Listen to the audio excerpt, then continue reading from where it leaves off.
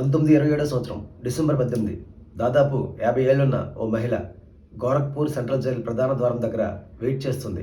Jail అధికారుల నుంచి వచ్చే పిలుపు కోసం. కాసేపటి పిలుపు రావడంతో జైల్లో ప్రవేశించింది. మరునాడే ఉరికమ్మ వెక్కనున్న ఒక సమరయోధుడిని సంఖ్యలతో బంధించి ఆమె దగ్గర తీసుకొచ్చారు. చివరిసారిగా చూసి అమ్మ అని పిలిచే సమయం అది. ఆ ఆలోచన మనసులో నిండగానే కళ్ళ నుండి కన్నీటి ధారలు ప్రవహించాయి. ఇదేమిటి నాయనా, నా కొడుకుని నేను గొప్ప వీరుడిగా ఊహించుకున్నాను. నా కొడుకు చావుకు భయపడతాడని నేను ఎప్పుడూ అనుకోలేదు అంది ఆ తల్లి. అమ్మా, ఈ చావు భయంతో వచ్చిన కన్నీళ్లు కాదు, ఆనంద బాష్పాలు. నీలాంటి తల్లికి పుత్రుడినైనందుకు నేను పొందుతున్న ఆనందం ఇది అన్నాడు ఆ యోధుడు.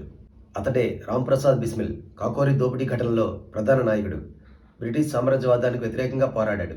భరతమాత దాసి శృంఖలాలను తెంచడానికి, భారతీయులకు స్వేచ్ఛ వాయువులు అందించడానికి అవసరమగు విప్లవ కార్యకలాపాల కోసం పెద్ద మొత్తంలో ధనం సేకరించాలనుకున్నారు. మన దేశాన్ని దోచుకుంటూ ఇంగ్లాండ్కి తరలిస్తున్న బ్రిటిష్ ప్రభుత్వ ధనాన్ని మన సొంతం చేసుకోవాలనే ఆలోచనతో 1925 ఆగస్టు 9న కాకోరి గ్రామం చేరుకున్న రైలును రాంప్రసాద్ మరో 9 మంది విప్లవకారులతో కలిసి ఎంతో చాకచక్యంగా దోచుకున్నారు.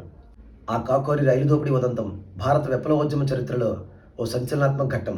అలా బ్రిటిష్ ప్రభుత్వ గుండెల్లో రైలు పరిగెత్తించిన వీరుడు, ధీరుడు, ఉన్నత సంస్కారాల మూర్తిభవించిన వ్యక్తి రాంప్రసాద్ బిస్మిల్.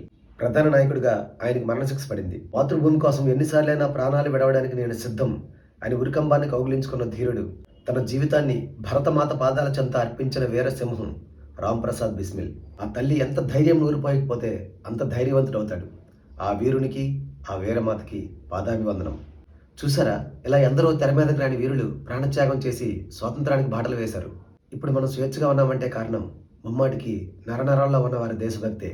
ఈ వీడియో మీకు నచ్చింది అనుకుంటాను. నచ్చితే లైక్ చేయండి, షేర్ చేయండి, మీ అభిప్రాయం కామెంట్ చేయండి. మరిన్ని అద్భుతమైన వీడియోల కోసం నా ఛానల్ సబ్స్క్రైబ్ చేయండి. మరో మంచి వీడియోలో మళ్ళీ కలుద్దాం.